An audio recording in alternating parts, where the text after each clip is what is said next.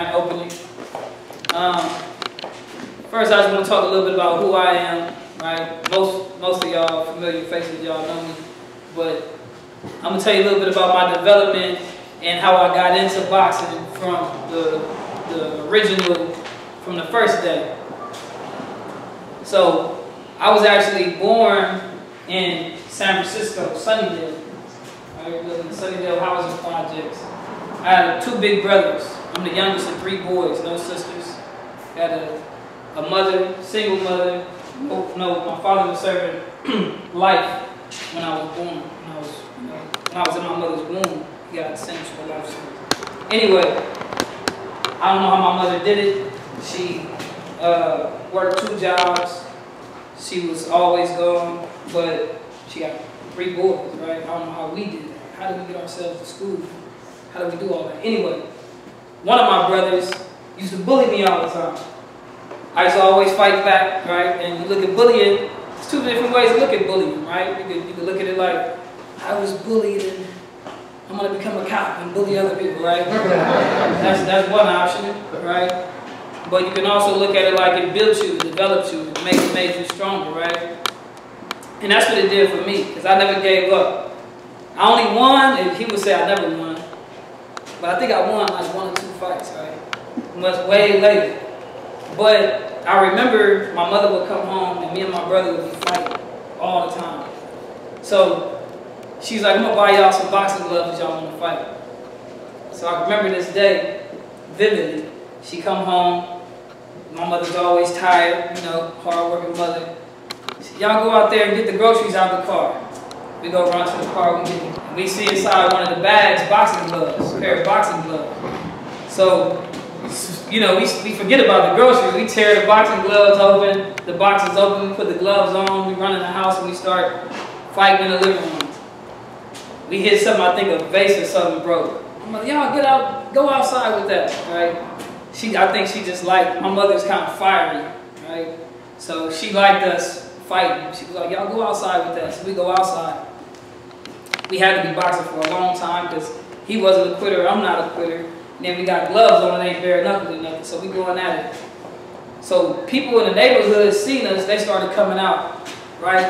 Man, little dude, I like him, he got a style like Sugar Ray, I like him, he like, man, I bet $10 on him, so they started betting. So before long, it was a crowd that came. When y'all coming back out here, that was good, man, so we're gonna box again tomorrow. So we actually started boxing like daily, I don't know if it was every single day, we started boxing regularly. And people was betting on us. I remember an OG dude come run out there. Hold on, man, I'm the ref, man. Hold on, y'all go over there, right? It was interesting, right? And then after that, like, I got a nephew that probably can box with y'all. So they started bringing their cousins, bringing their nephews, and we just, me and my brother was beating up everybody in the community pretty much. So that was my first experience with boxing. I moved to Oakland when I was 10, right? The 90s. Now, when I first moved to Oakland, they were like, man, that dude from Frisco, right? That's how they was doing me, right? They was like, they had this stuff in themselves that they said about the Frisco dudes, right? And they saw how Oakland was in the 90s, right? So I had to fight everybody. I moved to the Rolling 20s, to what they call the Murder Dubs. I moved to this neighborhood, and we had to fight. I feel like I fought every dude in the community. Like all these guys became eventually like my best friends, but I had to fight all of these dudes. And then by the time I went to middle school, I went to Luther Burbank. So I started at Manzanita, and then I went to Luther Burbank. By the time I went to Luther Burbank, I remember they was like, oh, that dude from the Dub. I was like, I am? They called it Rolling 20s. I didn't know I was even from Oakland. Yeah, man, that dude from the 20s, because all of my friends was from there. So that's how they associate you. Whoever your friends are, they're going to say you one of those dudes, right? So I became one of those guys. I fought a lot in school. I got kicked out of Burbank from fighting. I fought regularly all the time. It was different reasons why I fought. You know, I wasn't the flyest dressing dude. You had to dress real nice if you're going to public school in Oakland in the 90s, right? Or somebody going to talk about you, right? We called it capping, right? Dude, like, these days, say like, what are those, right? Talking about your shoes and stuff like that. I knew, Mama, why you buy me these? Why I couldn't just get some Jordans or something? I'm gonna have to beat somebody up at school tomorrow now. She said, no, you say sticks and stones can break my bones, but words don't hurt. And mothers always tell, like, that's really gonna work. I'm like, nah, I'm just gonna take off on the first dude to say something, get suspended, then I ain't gotta worry about what people talking about. Alright, so anyway, I developed a reputation for being good with my hands. He can fight good. I couldn't, like I said, I wasn't the guy with the Jordans. I wasn't the guy with the fresh clothes, with the fresh haircut. I was a dude that could fight good, so I got credit for being a dude who could fight good. I went to a bunch of schools in Oakland, got getting kicked out. I went to Madison, I went to Carter, I went to Brewer, went to Oakland High, and didn't get kicked out of Carter, didn't get kicked out of Edmund Brewer, got kicked out of Madison. Anyway, I feel like at that age, I wasn't able to put it all into perspective. Why am I fighting all the time? Right? I didn't have like a mentor teaching me, you know, guiding me through. Why am I always fighting? Why do I have like issues? Why do, you know, what's going on with me, right? And by the time I was 16 years old, we moved to Los Angeles. Right? My mother's like, she's always moving to a better place in her mind. We moved from Sunnydale to the Murder Doves. We moved from the Doves to where we're at in LA, Slauson and Hoover. 59th Street, right? So this is the Rolling 60 Crips. And so that was, I almost got killed so many times just for wearing red, just for wearing blue, not knowing I'm from Oakland. I thought it was peace treaties and all that kind of stuff. It was really, people would shoot you because you're wearing red. They shoot you because you're wearing blue. That's how it was in the mid-90s. So that's what got me to the boxing gym. My first gym I trained at was the Hoover Street Boxing Gym. So I went to the Hoover Street Gym, just happened to be walking by one day, and I remember, what? Just walk by?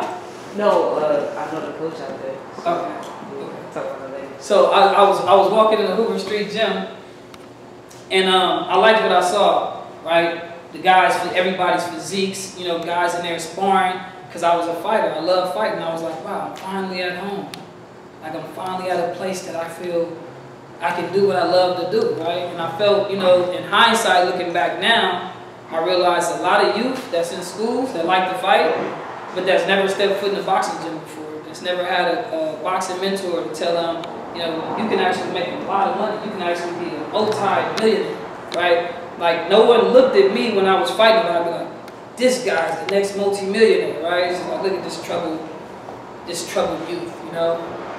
They put the stigma on us instead of properly guiding us. So I'm gonna speed up things. I trained for about 2 years. Then we moved to, so we lived in LA for about a year. We moved to St. Louis, Missouri after that. I started boxing at the North County Boxing Gym.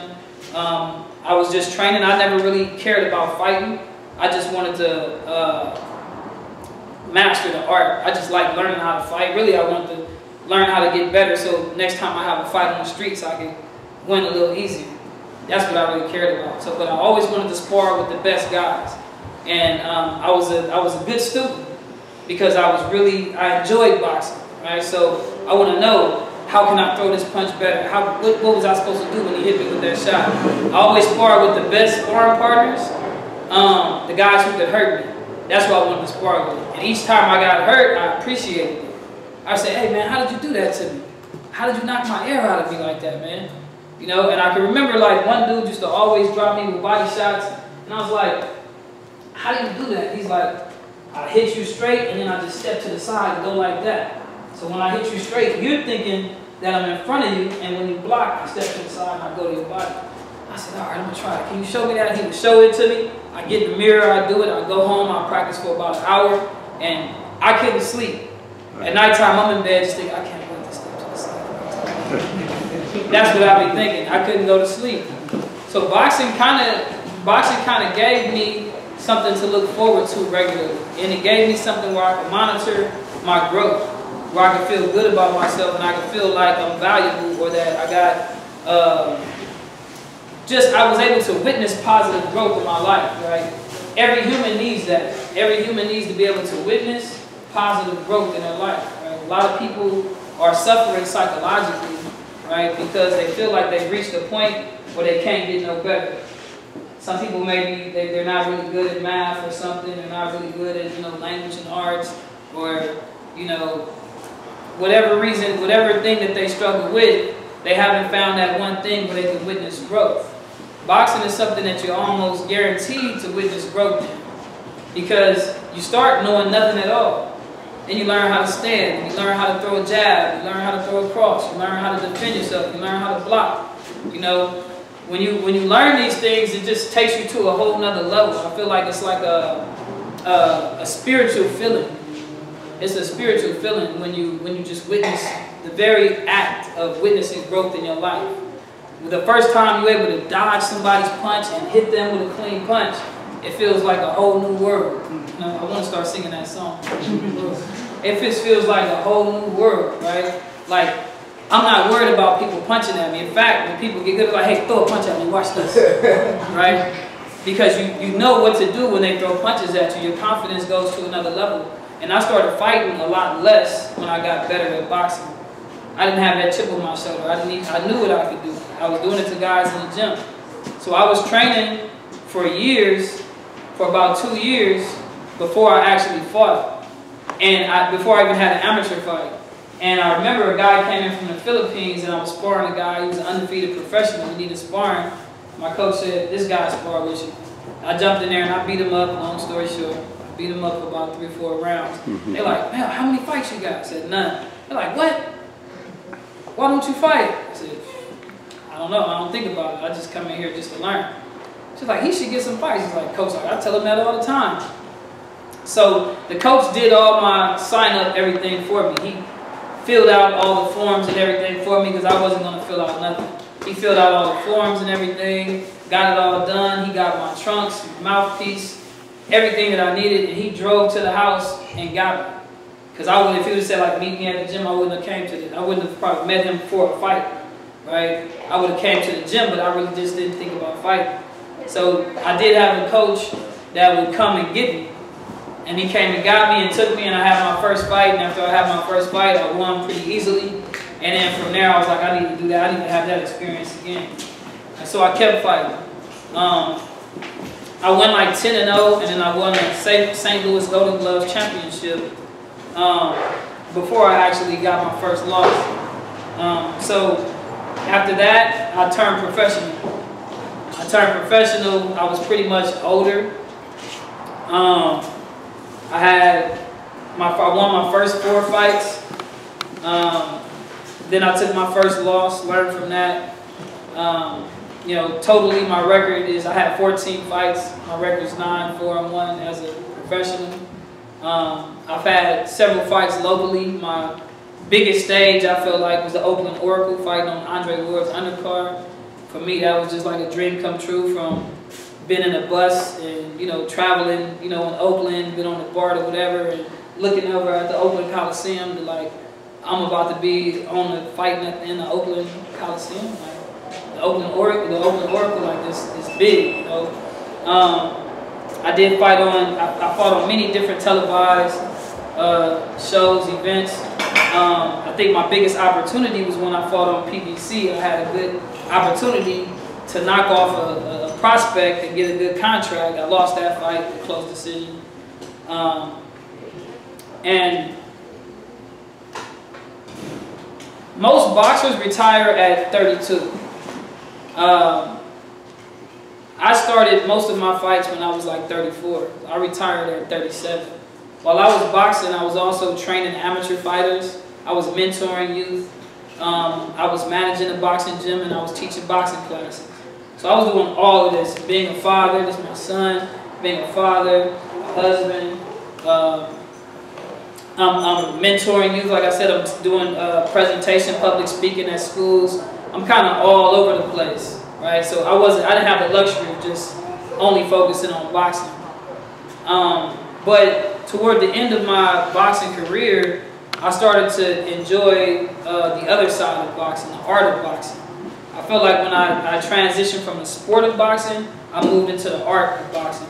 So I developed a love for the art of boxing, realizing that everything that happens inside the boxing gym It happens in everyday life. And boxing is a self-revealing sport.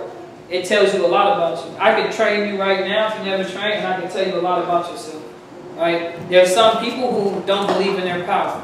I've trained people and I teach them how to throw a punch, and they refuse to throw power.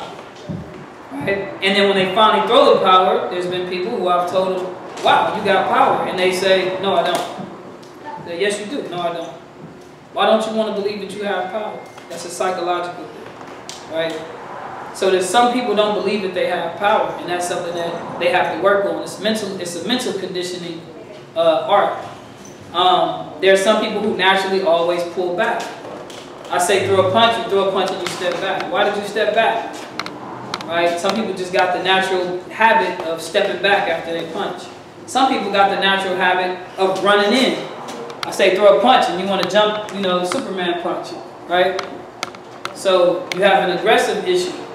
That could be a defense mechanism because maybe you feel like you have to fight hard for whatever you want because you were denied something as a kid, or you know, for some reason you had to do more to be accepted or something like that. You have to show this bravado in order to be accepted. So that shows up in boxing. Some people have distance issues. You see on the wall, it says control the distance, right? People got distance issues. Some people just fall in love as soon as they meet somebody. I love you, right? You just met the person, right? Then you got people who always at distance, right? They can have somebody, everyone telling you, man, this is a good person. You should stay with this person. This is like, this is the one for you. They got distance issues. Boxing teaches you how to maintain the perfect distance, the perfect range. Don't be too far away. I don't want to be too close, right? Using the jab, you see I put that like, that phrase is underneath the jab on the wall. All these, by the way, all of this stuff got like meaning, right? That's why I selected it. It's deep meaning. But the jab is what we use to control the distance, right? To establish, this is our point of interaction right here. Like, we're not going to get past, this is our relation, this is our boundary, right? It's how you establish boundary, healthy boundary with a jab, right? We're going to fight, you're going to be right there and I'm going to be right here. If you step forward, I'm going to step back. If you step back, I'm going to step forward. If we're going to fight, I'm going to force you to fight me in my range. I'm not going to allow you to force me to fight you in your range. Some people, the only way they can beat you is if they fight you within their range. Some people can't fight in different ranges, right? And it's like that in life, right? Some people, they don't function well in different ranges, right? So it's universal. After my last fight, I decided to just retire and go full-fledged into my career as a boxing coach, and really to discover what is this that I really encountered. You know, I know I found a boxing gym. You know, you ask the average person what is boxing, they're gonna say people punching each other, right? That's it. They don't go into the sciences. They won't say like it's psychology. They won't say like it's therapy. They won't say like, you know, it's all these other things, that it's an art, right? Because boxing is the oldest sport. Boxing is the oldest sport in the world. A lot of people don't know that. And I believe that boxing originated as a self-defense, but as a science before it was an actual sport, right? Because the ancient Egyptians, right, did this as well. And many of the sciences, many of the physical practices came out of the science, right? Came out of the math. So like you see here on the wall, I have O plus D plus O plus D plus CA, right? That's a mathematical equation that can be manifested in a physical way, right? So everything that we do physically, right, it's all mathematics. It's all some type of science, right? Music is that, right? Beats, everything is on beat. If you throw a combination, boom, boom, boom, right? Everything has a beat, everything has a timing. You throw two punches, you dodge one punch, you throw another punch. Everything has a sequence and a frequency, right? So I'll get into that a little bit later. But I wanted to learn more about the art. So one of the things that I did, I wanted to go to Africa. So, and this is around the time when, this is a little bit before the Black Lives Matter movement. but black folks were still being oppressed, like as always. And as being a black man in America, you know, you go through those periods where you just like, you're going to be in a situation where you're gonna suffer racism, right? Sometimes the racism is going to be upon you. You're going to get fed up with it. You're going to be frustrated about it, right? And partially my reason for going to Africa was because I was frustrated with that. I wanted to go where, like, let me go somewhere where it's nothing but black people at and see how that works. Let me go somewhere where all the cops are just black. Like, I ain't got to worry. Like, sometimes you drive and the police get behind you. You don't know if you're going to pull you over, but you get nervous even though everything is legal. You got everything legal, but you're like, why am I worried about this cop? I got everything right. This is what we suffer in this country. Let me go somewhere where it's black cops and see how I feel when I go over there. Right? And I actually Googled where are the blackest people at in the world. It said Senegal and it said South Sudan. I was going to go with South Sudan, but I didn't want to go to a Christian country. I'm already in a Christian country. Muslims is considered, by statistics, 1% of Americans is Muslims. So 1% means like none of us pretty much here. And then Senegal is like 97% Muslims. I'm like, I wonder how that feels. Then me, being born and raised Muslim, I'm the only Bilal anywhere, no other Bilals. I'm the only dude not eating no pork. I'm the only dude not celebrating Christmas. I'm the only dude fast, and everybody think I got some crazy religion to make you starve to death, right? I'm the only one like this, so let me go somewhere where see how it feels when I go somewhere else. And so I did a fundraiser. We did a fundraiser. You know, rented a gym. You know, my fighters came out. Everybody sparred. We raised money, and got the money and went to Africa. Went to Senegal. Basically, I wanted to donate boxing equipment to Africa. So, and going out there, I worked with fighters. I also met with the commission, right? The top athletic commission from the boxing commission from Senegal. And we talked about how we can build international relationships. You know, bring kids from there out here for like summer camps, you know, boxing programs, bring kids from out here to Africa so that they can get a different feel, right? We mutually acknowledge the benefits of travel and how it expands your mind, right? The Holy Quran actually, in many different parts of the Quran, talks about travel. Allah says, travel through the earth and see what was the end of those who rejected our signs, right? And there's another part where Allah says on the day of judgment, He's going to ask the people, what was your condition on earth? They're going to say, we were oppressed. And He's going to reply, did not make the earth spacious enough for you to move away. These are verses that's in the Quran. And it's a trip how these things connect, even to boxing. Because some people stay in the same place. They won't move. Right? You might win this fight. All you got to do is step over. Sidestep. Pivot. All you got to do is move your feet and you can win the fight. But a lot of fighters are flat-footed. Right? And we know humans that are like that. There's some humans I got friends that's never been out of Oakland, let alone like never like to leave their neighborhood. Like stuck. It's like, look, bro, you are not a slave.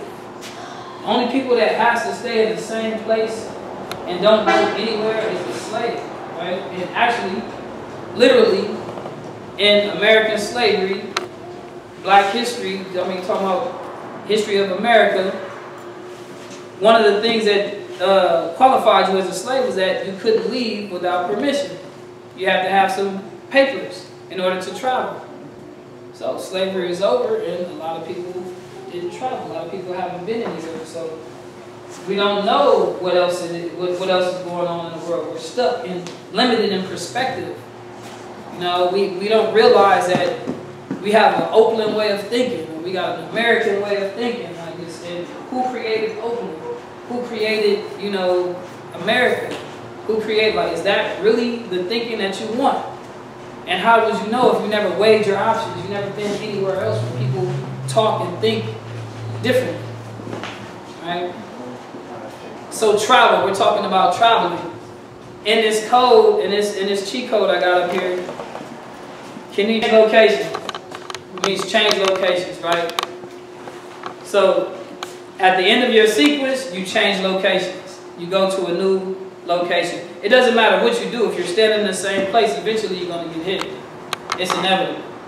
Right? So you got to change locations. In boxing, you got to change your location. Physically in life, you have to change your location. When Allah talks about travel, like it says, think about the whole verse that I said. He's going to ask, what was your condition on earth? You're going to say, we were oppressed. He said, did I not make the earth spaces enough for you to move away? So oppression is not just a physical thing. Oppression can be mentally. You can be mentally oppressed. You can be verbally oppressed. You can be emotionally oppressed. But a lot of times, you can walk away. Many different altercations. This is what our youth need to know as well.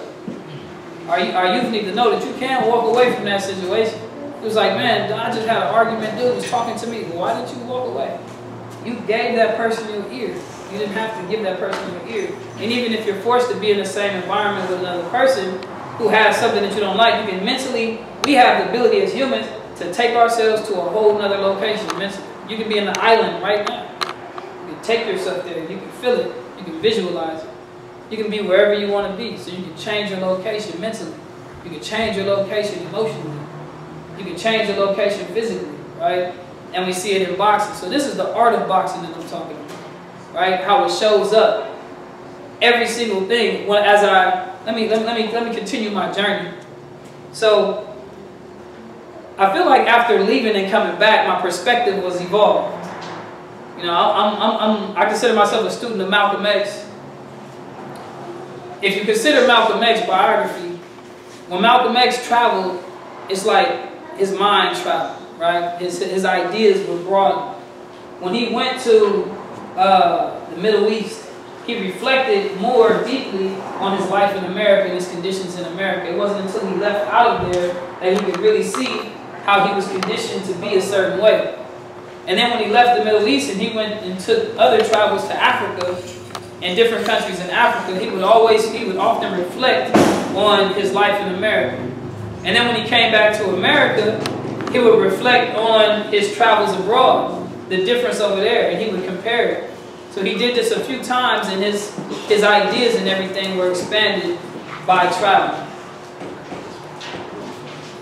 After Africa, I came back here, and I was happy to get back home. That's another thing. It's a rejuvenation.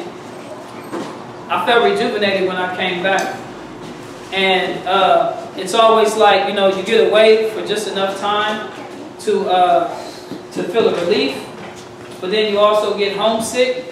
And then if you got the kind of energy that I have, then you can't wait to get back and give it to your people, right? To give them what you gained when you left. So I went back to training my students, and we did a couple tournaments. The very last one we did before I left, I go to where I left to, was the Andre Ward's first amateur boxing event. So I put my fighters on there. We won 3 fighters out of 4, won their fights, and I had somebody just come up to me and say, hey, would you like to teach boxing in China? It's kind of out of nowhere. And I was like, yeah. It's like, well, they're looking for somebody that can teach boxing fast, right? That can train fighters to be really good, really fast. And I thought of you also because I know that you were in Africa working with fighters that don't even speak your language, so you figured a way to work through the language barrier. And you're producing good fighters really fast. So I said, all right, let's do it. I'm going to speed it up. I'm in China. All right? So I'm in China teaching boxers, and that's where I really developed more perspective to my own like boxing ideology. That's where I kind of like put it into like format, because the Chinese, I feel, as a culture, they're like a format-like culture. They like things to be formatted. They like things to be documented and organized, right? So here is kind of freestyle. If you go to most gyms in America, any gym, if you say, hey, what's the program for the first month? Or what's the 6-month program that we're going to be working on in this gym? They'll be like, what is that? Nobody has a 6-month program.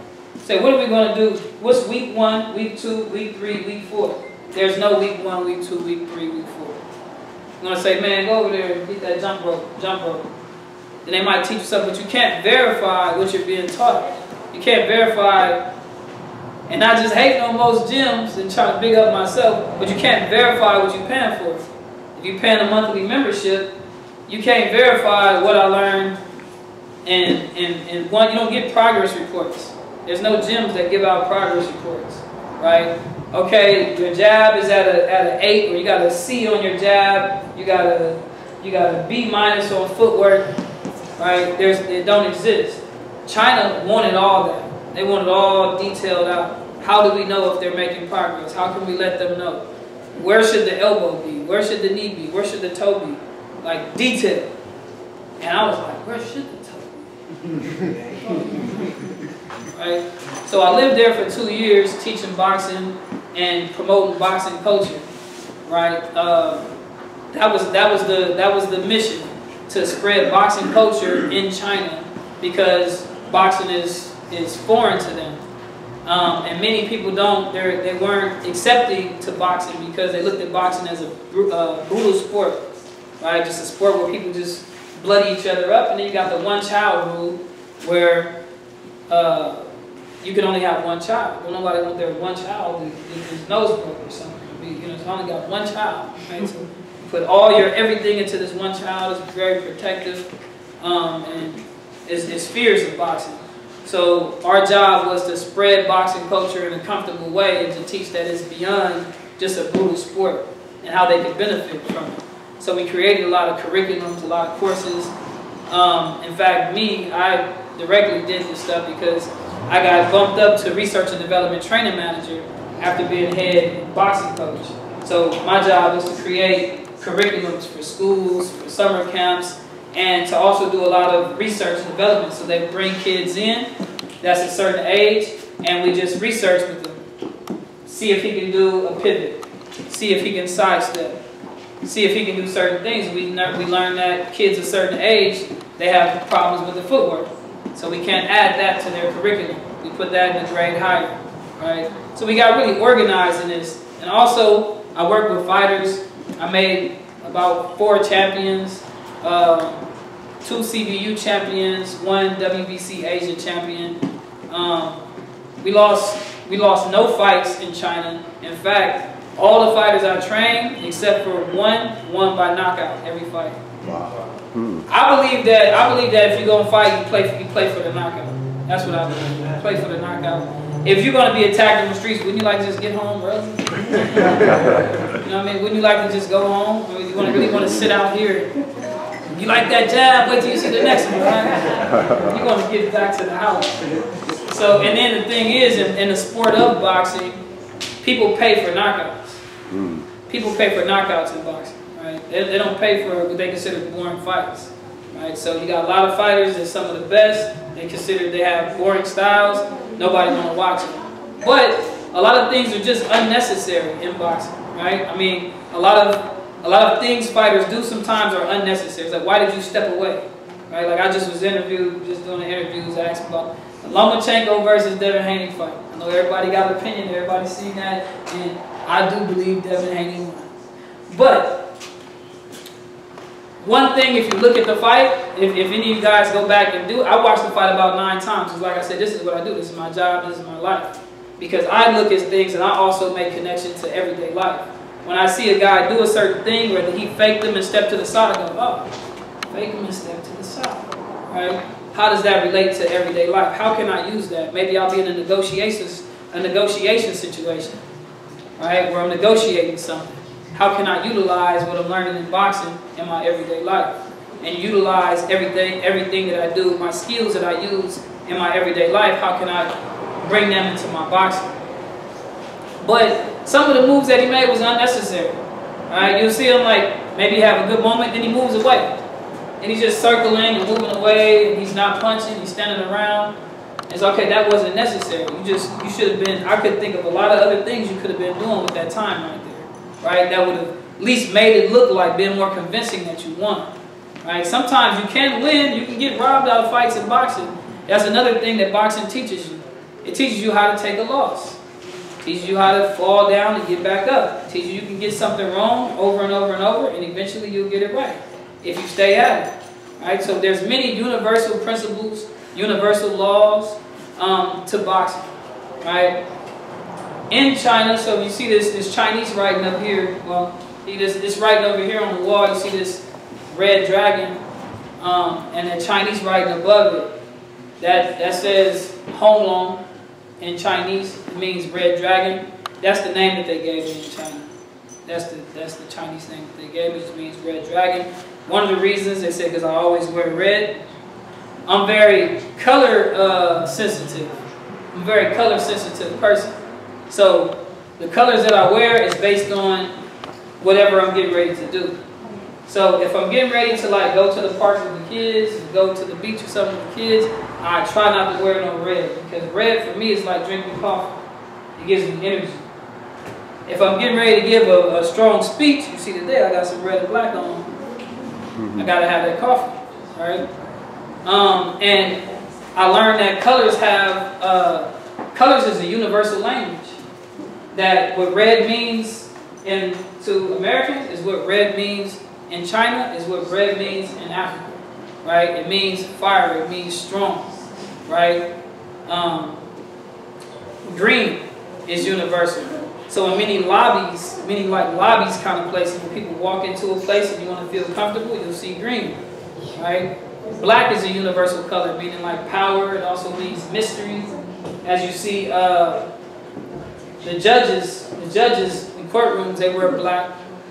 See, black is the final level in the belting system, right? A black belt, that's the highest.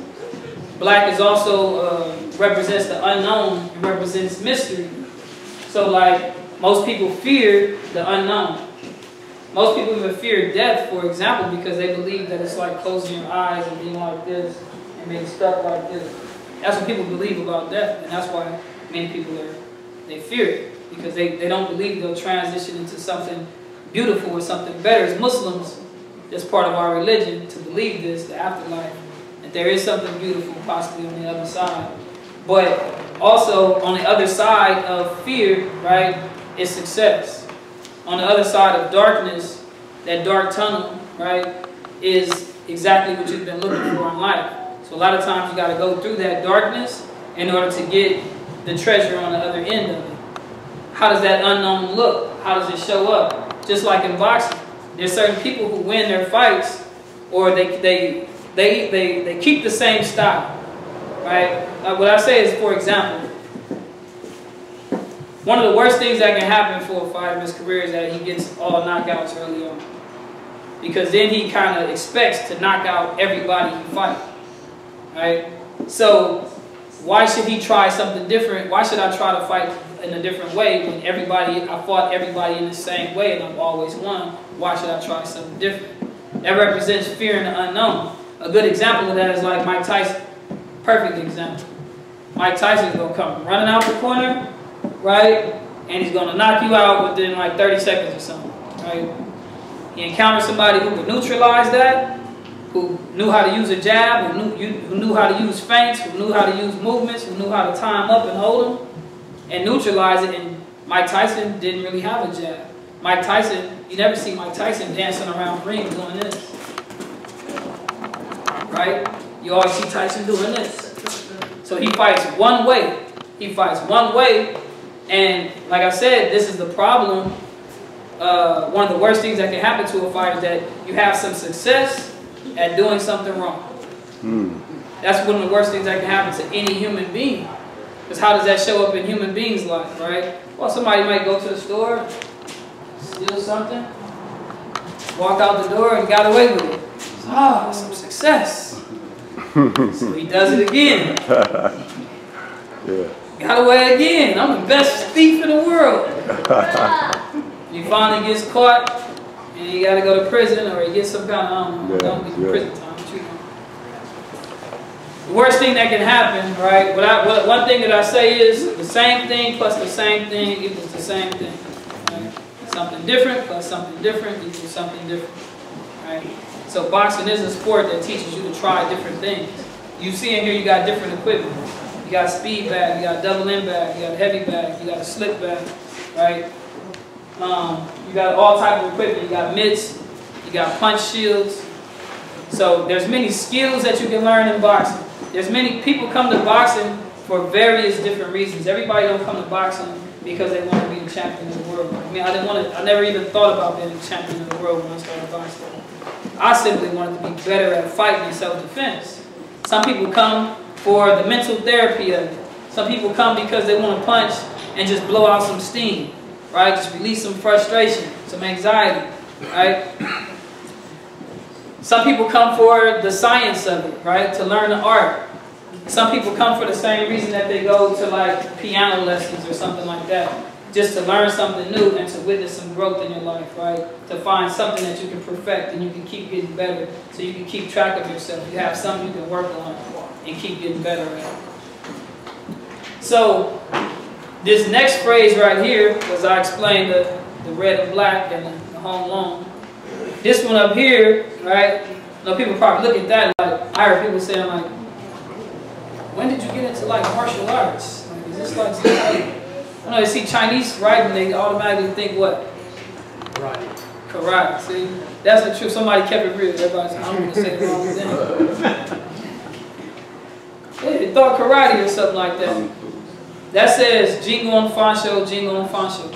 So that was my code that I developed in China. Like I said, I can't speak the language. So I'll tell you a little, like kind of a funny story. When I first went to Africa and I was working with boxers and I was trying to tell them what I wanted them to do. I'm out there with mitts and I got guys that can't speak my language. I'm like, 1, 2.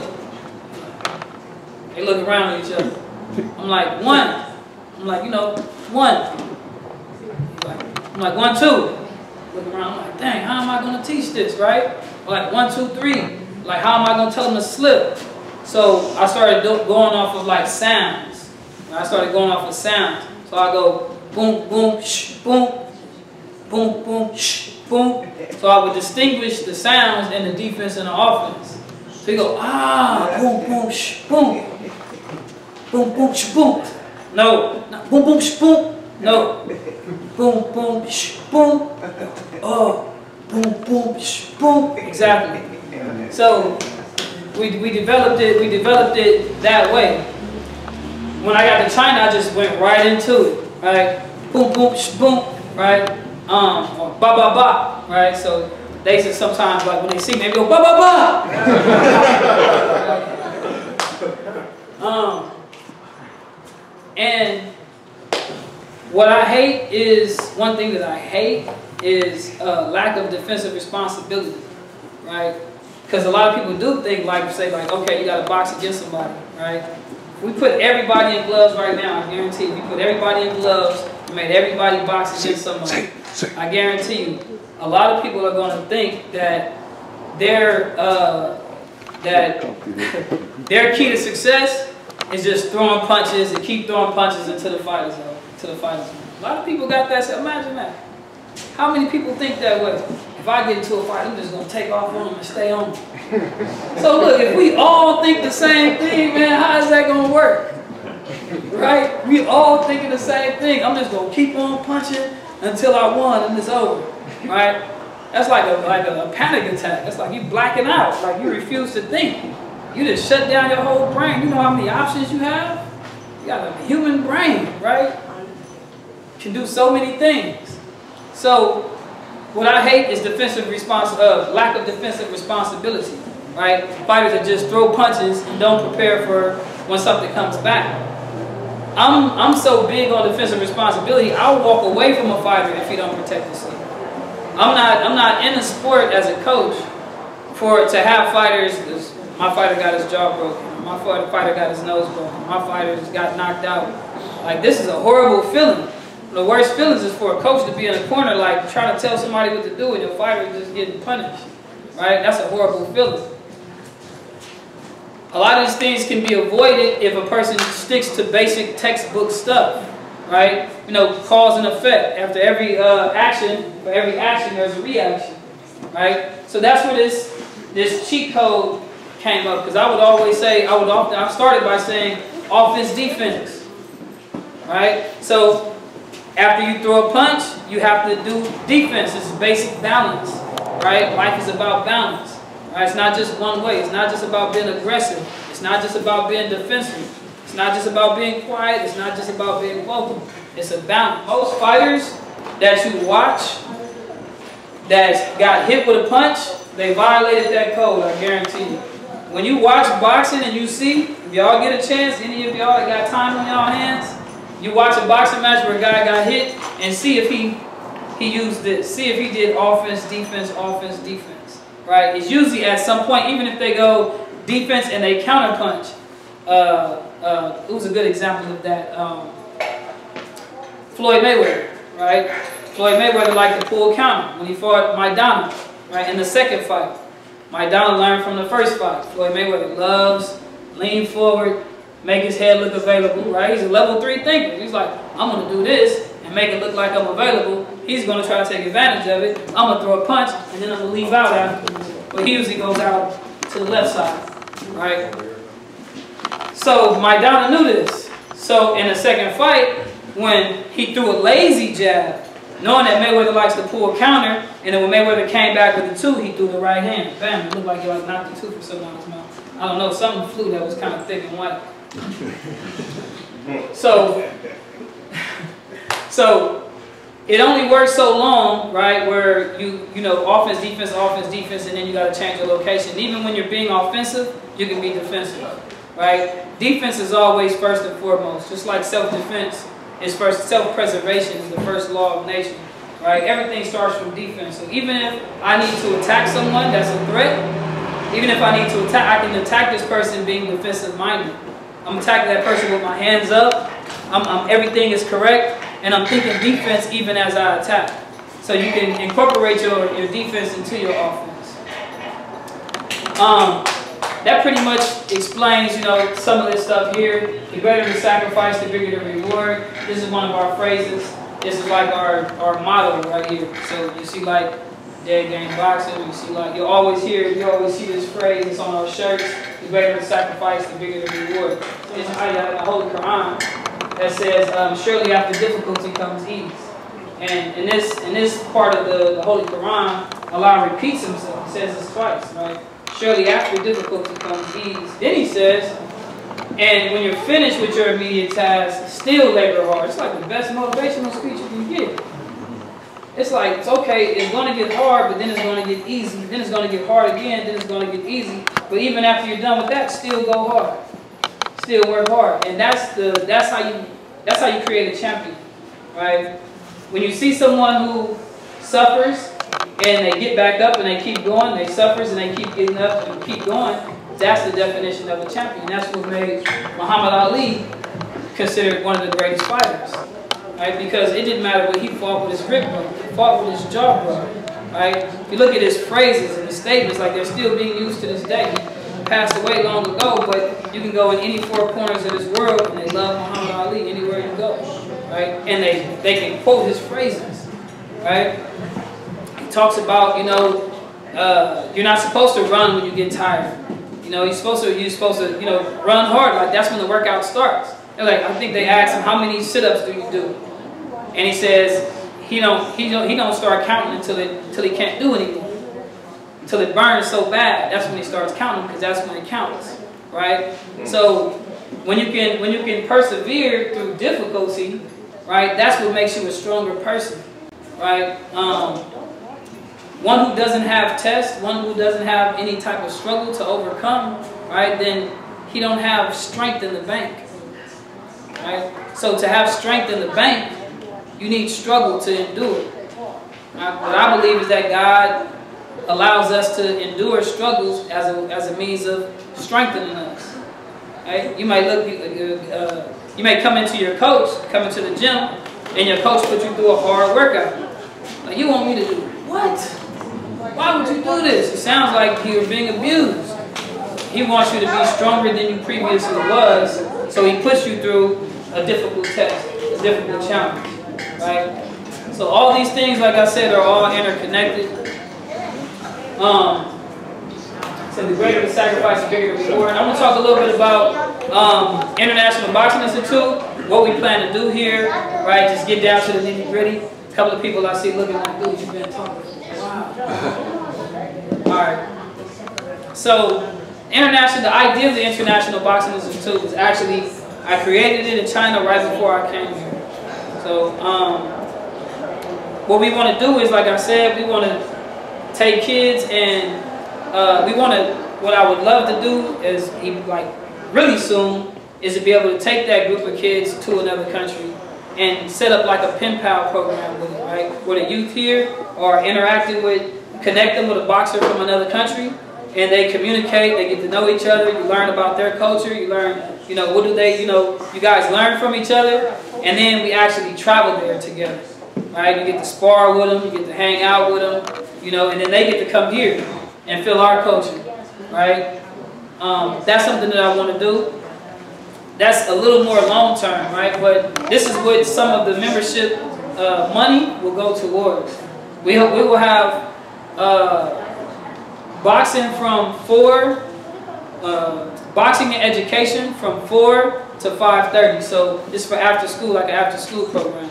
We're going to do at least, it's a free program, but due to space, we can't have, I don't know if we can fit 100 in here. I don't know. We got to see how many we can add in. But we'll have the youth come in, and like the first half hour, we will help them with their homework. If they don't have homework, it'll be some type of education activity that we'll put them through. And then after that, they'll do the physical fitness, boxing. We don't let the young people punch. In this program, we don't let the youth punch each other. All right? We don't let the youth punch each other. We teach you how to box. We teach you the technique. We teach you how to punch use all the equipment, how to hit the heavy bag. We teach you how to defend yourself. Right? What we have is 5 basic punches and 4 basic defenses. Right? I organize it this way overseas. There's 5 basic punches. There's 4 basic defenses. Well, the kids will all know how to do that. 4 different options on defending themselves.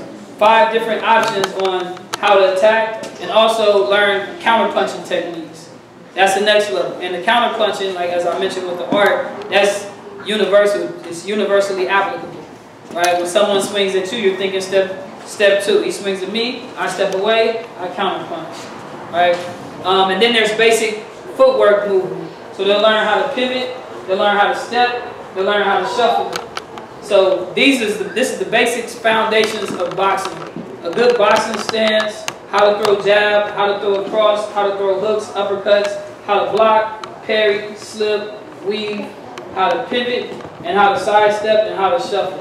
If you know how to do that, you're a complete boxer. You have all the fundamentals. Everything after that is extra theatrics. So I'm not saying it's merely theatrics. It's useful, but the fundamentals is 5 basic punches, 4 basic defenses, and movement.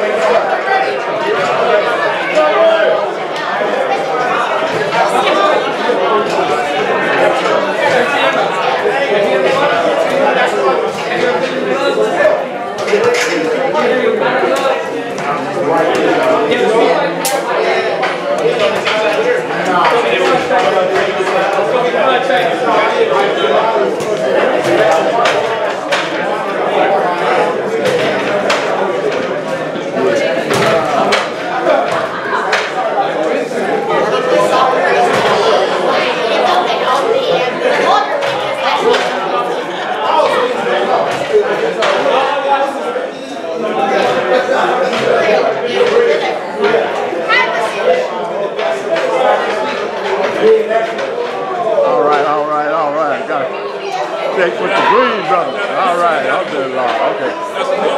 All right, okay. Got the Green family. All right. All right. Couple of missing, right? You got two missing. Your wife and your other dog. Okay.